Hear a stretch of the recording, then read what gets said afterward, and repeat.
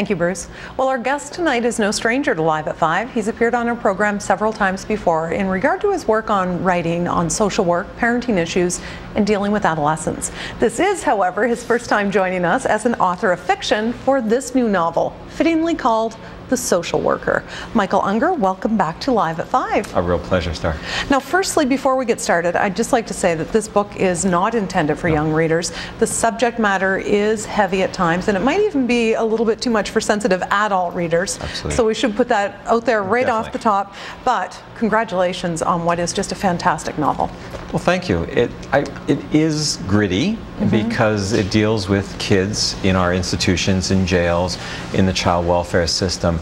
And of course, because I've been sort of in those systems and working with kids for many, many years, I think I was able to sort of give readers a real sense of what goes on for those kids. And in fact, there's a scene in there where the police officer has just caught young Joey when he's a teenager doing some criminal activity, and he has a gun pointed at him. And Joey reflects in his own little head, of course, you know, if the police officer just knew me, he wouldn't be so afraid of me. And in a sense, what I wanted to do was exactly that. I wanted to sort of take us into the heads, and these kids make the news, right? Often in Halifax and other parts of Canada, they make the front pages of our newspapers. But I wanted to help people really understand how they get there. And then, of course, the book plays with that and makes him into a social worker later on. He actually goes to university, decides to sort of clean himself up, becomes a social worker. And I always wondered, if we gave the keys, in a sense, to the kids themselves, what would happen? And of course, Joey decides to get some revenge on the system, and that's kind of where the novel takes off from. Well, we've all heard the phrase that truth is often stranger than fiction.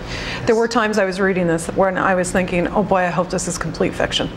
It's not really the case, is it? It's not. I mean, you'll not be able to identify anybody, of course, because it's fiction. And in fact, that's why I chose to finally write a novel, was because there were things I wanted to say that I couldn't say in my books for parents or the books I write for professionals. And in a sense, I took small snippets of truth, and of course, but they're heavily disguised, and you can't say it's any one individual. But unfortunately, most of what's in there, actually, I would say somewhere in my career, I've met people who are very close to having done stuff like that. And therefore, it is a little bit a hard read at times, but boy, it turns around and it makes social work, which is largely invisible as a profession, I think it kind of it takes us from being the wallpaper behind the world and kind of puts us front and center. There's shows about police officers and lawyers and doctors, but nobody ever sees the real world of what social workers do. They don't have a voice, if you will. Speaking of the world of social workers, what has the response been like from people who work in the same field as you? Well, I certainly sent it out to a lot of my colleagues before, and to see whether or not what they would say. And most have finally said that this is the first book that actually shows the world where we work and the kinds of families that we actually deal with. So there's an element of truth in fiction. Perhaps finally someone, because there are other books about delinquent kids, but I don't think anyone's ever written a book from the inside where they really show what goes on for these kids in the detention centers. If you ever want to know what's really happening for a kid when they go to jail, this is, I think, the very first representation of that. One of the things that surprised me about this novel, there was a lot that surprised me, but some of it's a little surprising, yes. But one of the things that stood out to me is that Joey, your main character, had so much frustration and couldn't find the closure in his life because he didn't really understand his own family story. Yet, because he was a social worker, he gained access to his family's files. And I wondered, is that a frustration that some clients actually feel? Are there clients who feel they don't know their own story?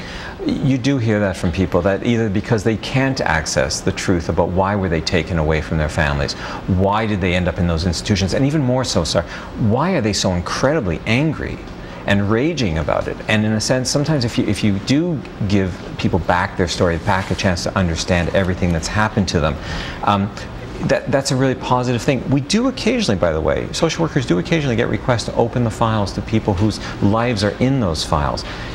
but it's a very powerful and often very disturbing moment, as it is in fact for Joey, to sort of realize where he's come from and some of the hidden reasons for why he was taken away from his family and why he was so angry for so many years. And we can't say any more because we don't want to give anything else away. No. But I do want to say thank you so much for coming in to speak with us this evening, and I always look forward to your visits. And I know you've been very busy just returning from several speaking engagements all over the globe. You've been in Cambodia, I've been in Cambodia, Japan, China, I should say, and then over to Spain and France and Prague. Well, we're very proud of you and the work that you do right here in the Maritimes. A real pleasure. And we want to tell you that the book will be launching actually on April 26th at the Company House on Gottingen Street in Halifax at 6:30. The event is free, and all proceeds from the sale of the books will be donated to Phoenix Youth Programs. And right now we're